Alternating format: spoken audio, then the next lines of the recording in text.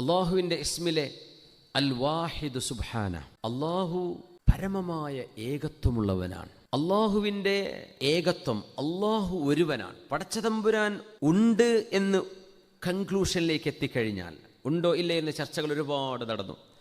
അള്ളാഹുവിൻ്റെ വുജൂദിനെ സംബന്ധിച്ചാണ് നമ്മൾ പറയുന്നത്. അള്ളാഹു ഉള്ളവനാണ്, റബ്ബ് തആല മൗജൂദാണ്. ചില ആളുകൾ പറയും അൽഹംദുലില്ലാഹി അലാ വുജൂദില്ലാഹ്, അള്ളാഹുവെ നിനക്ക് സ്തുതി റബ്ബേ, നീ ഉള്ളവനാണല്ലോ തമ്പുരാനെ, നീ ഉള്ളത് കൊണ്ടല്ലേ ഞങ്ങൾക്ക് അനുഗ്രഹങ്ങളൊക്കെ ഉണ്ടായത്. അള്ളാഹുവിൻ്റെ വുജൂദിലേക്ക് സൂചിപ്പിക്കുന്ന കോടിക്കണക്കിന് അടയാളങ്ങളാണ് നമ്മുടെ മുമ്പിൽ ഇങ്ങനെ പരന്നു കിടക്കുന്നത്. അള്ളാഹുവിൻ്റെ വുജൂദ് മനസ്സിലായാൽ അള്ളാഹു ഏകനാണ് എന്ന് മനസ്സിലാക്കണം. അതുകൊണ്ടാണ് ഫഅലം അന്നഹു ലാ ഇലാഹ ഇല്ലല്ലാഹു വസ്തഗ്ഫിർ ലിദംബിക് വലിൽ മുഅ്മിനീന വൽ മുഅ്മിനാത്ത്. ഫഅലം അന്നഹു ലാ ഇലാഹ ഇല്ലല്ലാഹ്, അറിയണം നബിയെ. ഫഅലം, അങ്ങ് അറിയണം, നമ്മളൊക്കെ അറിയണം. എന്തറിയണം? അന്നഹു, തീർച്ചയായും കാര്യം, ലാ ഇലാഹ ഇല്ലല്ലാഹ്, ഒരേ ഒരുത്തനായ അള്ളാഹു മാത്രമാണ് ആരാധനക്കർഹൻ എന്ന് നിങ്ങൾ അറിയണം. എന്താണ് അറിയണം എന്ന് പറഞ്ഞാൽ അത് അന്ധവിശ്വാസമായിട്ട് കൊണ്ടുനടക്കാനുള്ളതല്ല.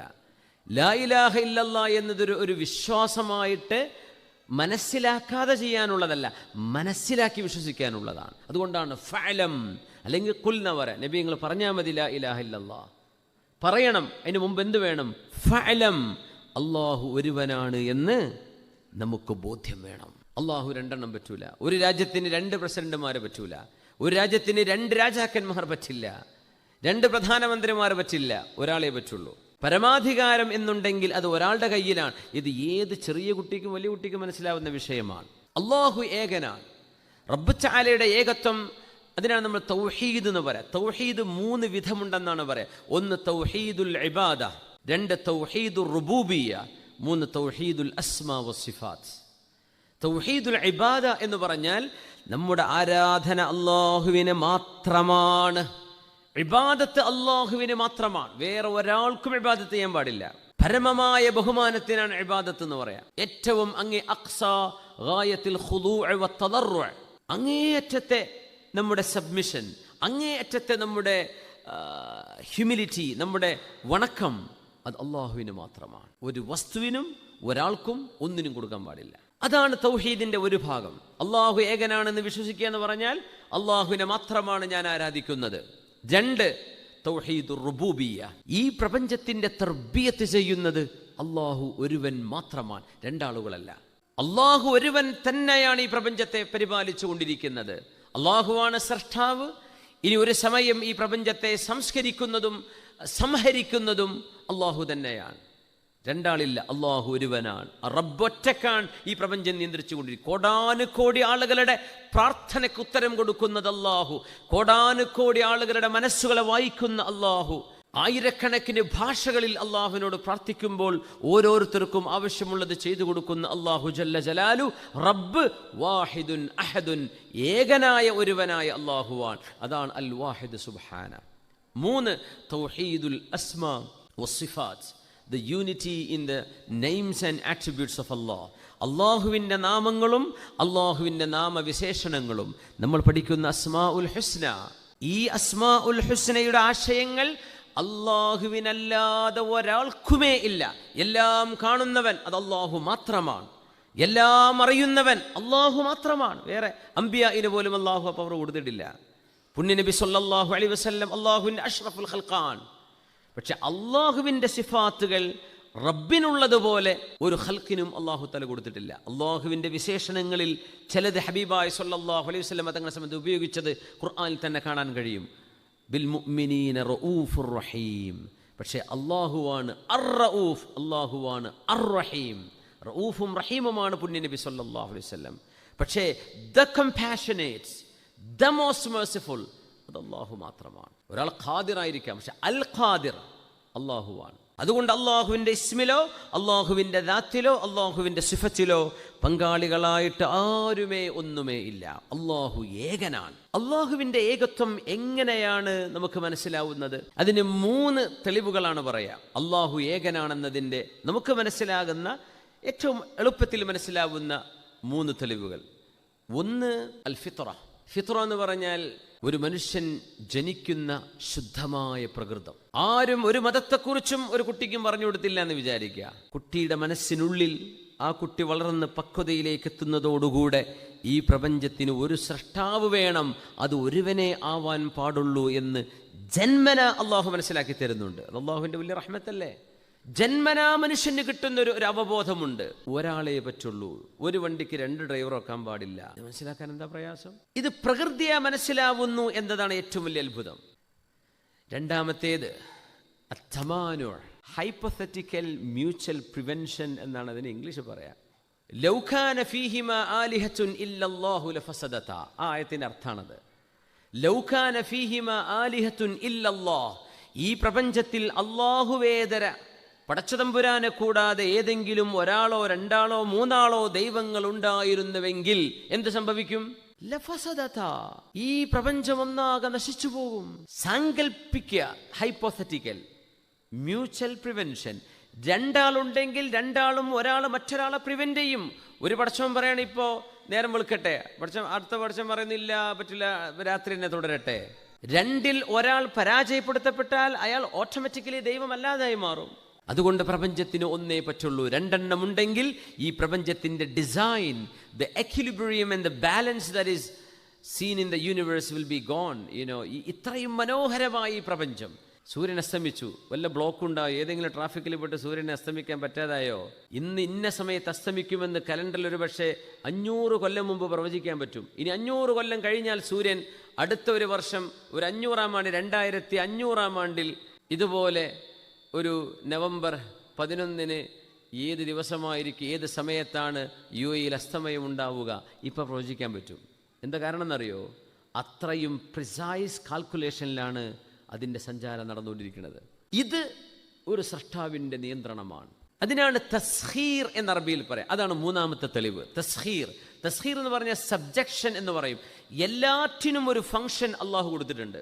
ഓരോന്നും അതിൻ്റെ ഡ്യൂട്ടിയാണ് ചെയ്യുന്നത്. ആണിന്, പെണ്ണിന്, മൃഗങ്ങൾക്ക്, ചെടികൾക്ക്, ബാക്ടീരിയകൾക്ക്, പ്രകാശത്തിന്, നക്ഷത്രങ്ങൾക്ക്, എയറിന്, മൂലകങ്ങൾക്ക്, എല്ലാറ്റിനും അള്ളാഹു ഒരു ഫംഗ്ഷൻ. എല്ലാറ്റിനും വ്യത്യസ്തമായ ഫംഗ്ഷനുകളാണ്. മറ്റൊരു പടച്ചതമ്പുരാൻ കൂടെ ഉണ്ടായിരുന്നുവെങ്കിൽ ഇത് ഡിസോർഡർ ആവും. ഒരാൾ പറയാ ഇതിനതല്ലല്ലോ, അത് ഇങ്ങനെയാണല്ലോ ചെയ്യേണ്ടത്.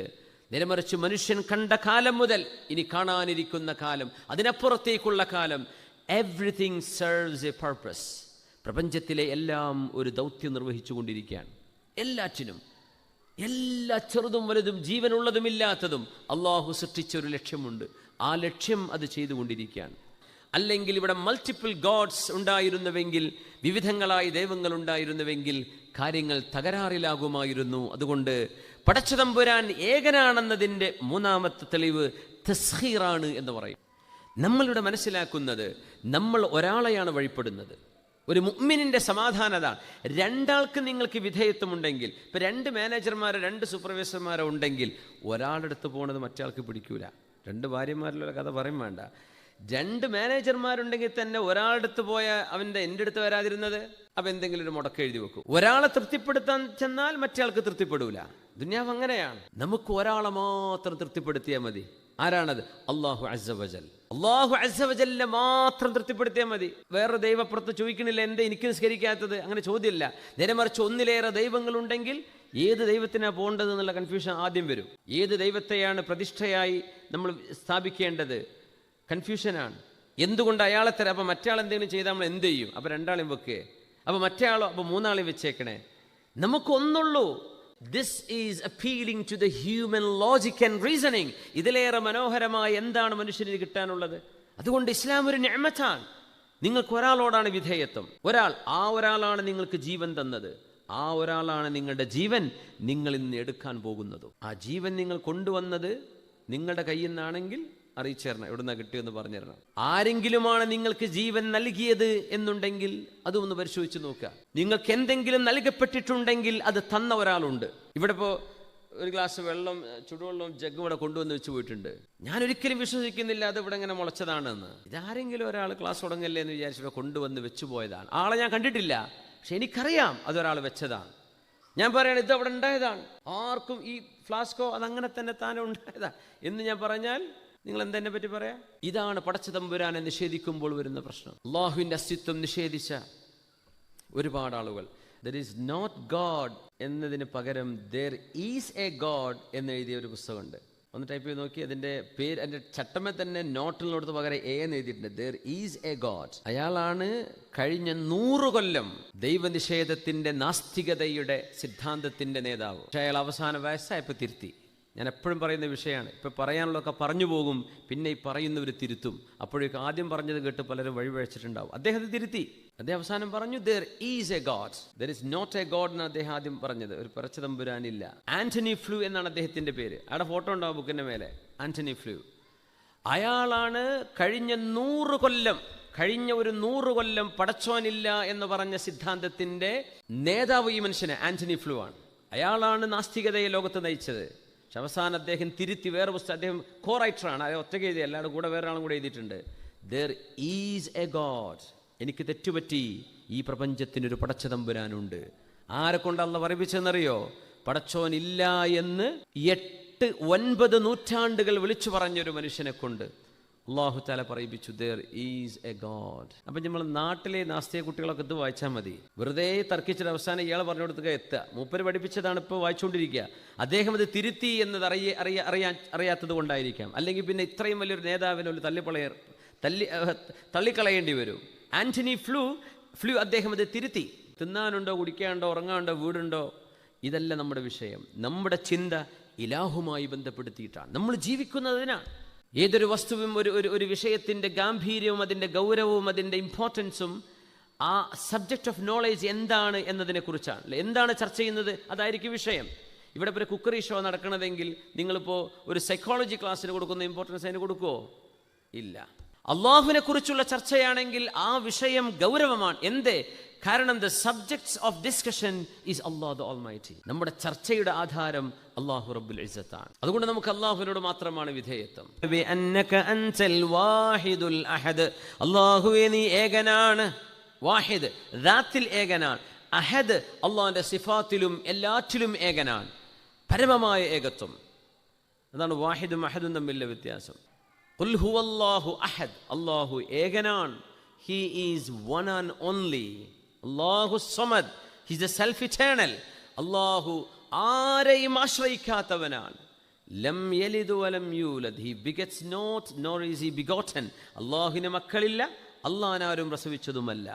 വലം യകുൽ ലഹു കുഫുവൻ അഹദ്, അല്ലാഹുവിന് തുല്യമായിട്ട് ആരുമേ ഒന്നുമേ ഇല്ല.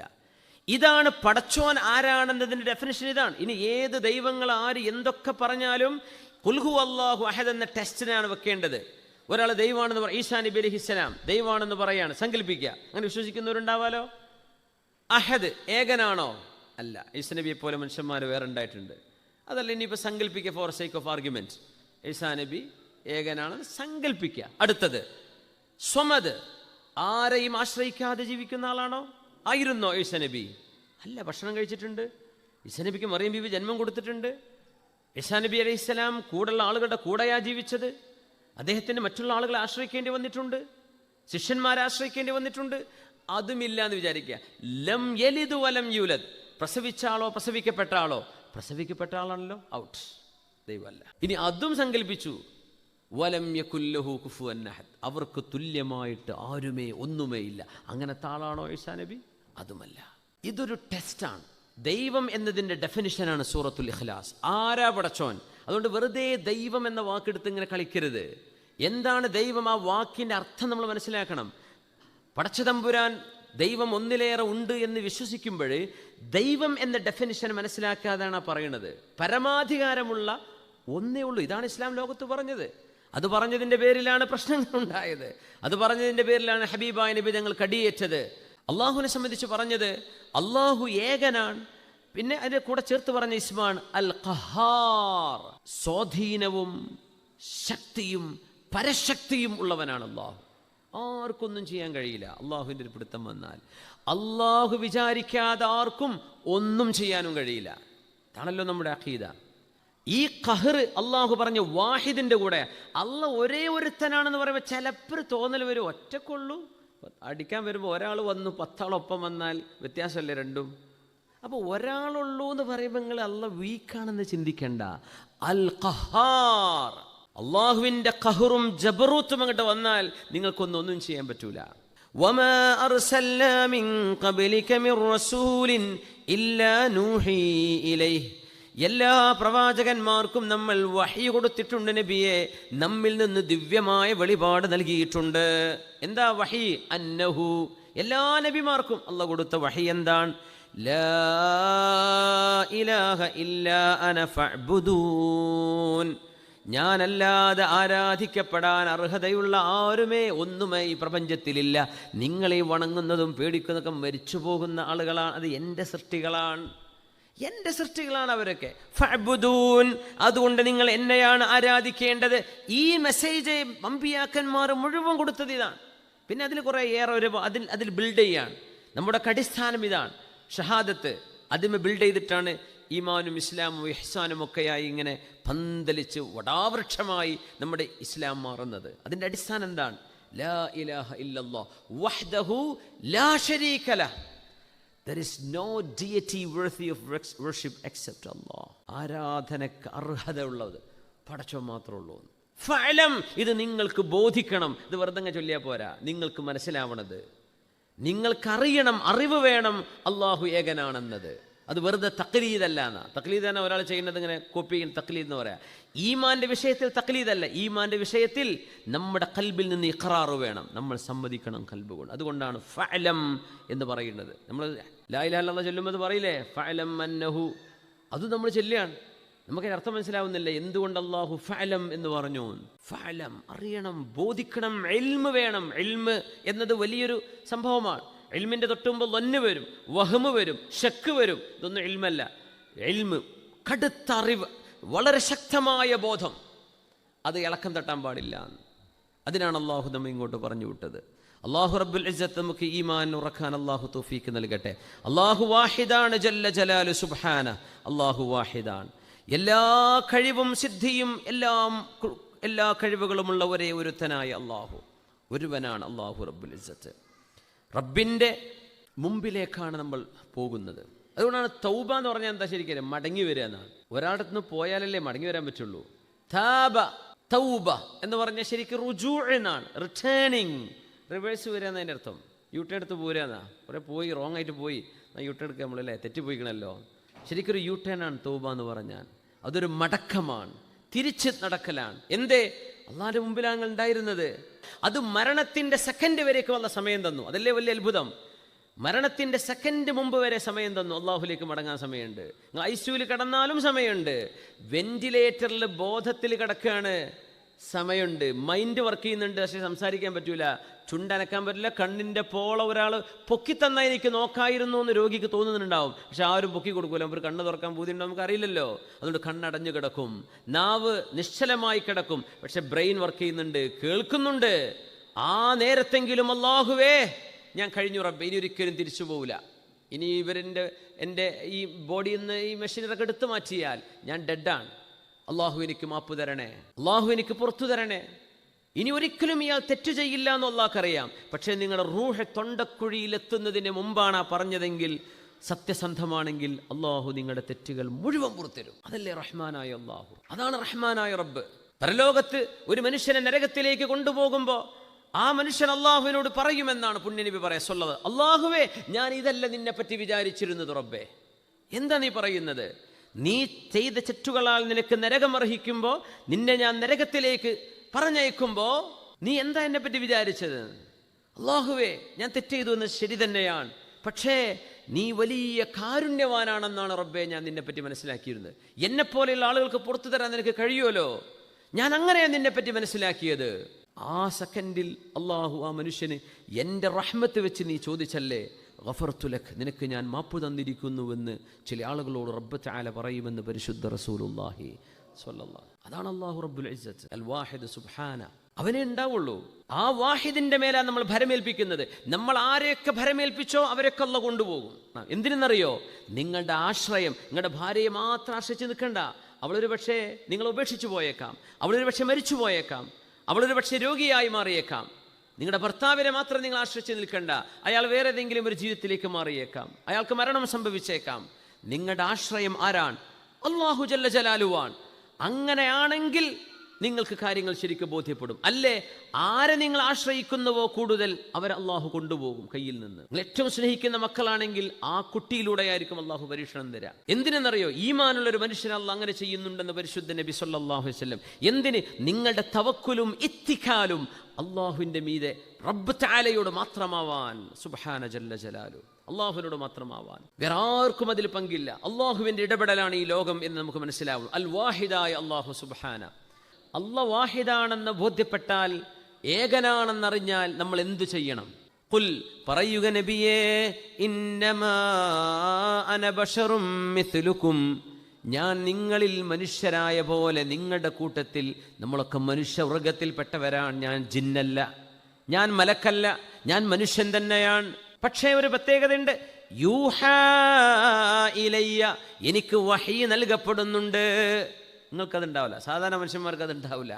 എനിക്ക് അല്ലാഹു കാര്യങ്ങൾ അറിയിച്ചു തന്നുകൊണ്ടിരിക്കുന്നുണ്ട്. അങ്ങനത്തെ മനുഷ്യനാണ് ഞാൻ. എന്തല്ല? ജിന്നല്ല, ഭൂതല്ല, ഞാൻ മലക്കുമല്ല. യൂഹാ ഇലയ്യ, എനിക്ക് വഹീ നൽകപ്പെട്ടുകൊണ്ടിരിക്കുന്നുണ്ട്. എന്ത്? അന്നമാ ഇലാഹുക്കും ഇലാഹും വാഹിദ്, നിങ്ങളുടെ രക്ഷിതാവായ ആരാധ്യനായ അല്ലാഹു ഏകനാണ്, ഒരേ ഒരുത്തൻ മാത്രമാണ്, രണ്ടാളല്ല. അതിൻ്റെ ബൗദ്ധികമായ ബുദ്ധിപരമായ തെളിവ്, ചിന്താപരമായ തെളിവ്, ദൃഷ്ടാന്തപരമായ തെളിവ്, ഇതൊക്കെ അല്ലാഹു എനിക്ക് വഹീ തന്നിട്ടുണ്ട്. അതാ ഞാൻ നിങ്ങളെ പഠിപ്പിക്കുന്നത്. എന്നിട്ട് ബാക്കി എന്താ പറയുന്നത്? ഒക്കെ അല്ലാഹു വാഹിദാണ്. ഫമൻ കാന യർജൂ ലിഖാഅ റബ്ബിഹി, അതുകൊണ്ട് ആരെങ്കിലും തൻ്റെ രക്ഷിതാവായ അള്ളാഹുവിനെ കണ്ടുമുട്ടണം എന്ന് ആഗ്രഹിക്കുന്നുണ്ടെങ്കിൽ, ആഗ്രഹം വരണമെന്നാണ്, ഫൽയഅമൽ അമലൻ സ്വാലിഹൻ. അള്ളാഹിൻ്റെ അടുത്തേക്ക് പോകുമ്പോൾ എന്തെങ്കിലുമൊക്കെ വേണ്ടേ? അള്ളാഹിൻ്റെ അടുത്തേക്ക് പോകുമ്പോൾ ലഗേജ് വേണം. നല്ല കാര്യങ്ങൾ ചെയ്തോളിട്ടോ. നിങ്ങൾ പറയണതും നിങ്ങൾ എഴുതുന്നതും നിങ്ങൾ പറയുന്നതും നിങ്ങൾ ചിന്തിക്കുന്നതും പ്രവർത്തിക്കുന്നതും നല്ലതാണ് എന്ന് മനസ്സാക്ഷിയോടൊന്ന് പറഞ്ഞിട്ട് ജീവിച്ചേക്ക്. കാരണം നിങ്ങൾ എൻ്റെ അടുത്തേക്ക് വരാൻ പോവുകയാണ്. എൻ്റെ അടുത്തേക്ക് വരുമ്പോൾ ഞാൻ ചോദിക്കല് 10 വർഷം കൊണ്ടുവന്നിക്കണോ എന്നല്ല ചോദിക്കുക. ഇല്ലാ മൻ അത്തല്ലാഹ ബി ഖൽബിൻ സലീം. ഖൽബിൽ, ഹൃദയത്തിൽ എന്തൊക്കെയാണ് ഉള്ളത്? നിങ്ങൾ എടുക്ക്, പുറത്ത് കിടക്ക്.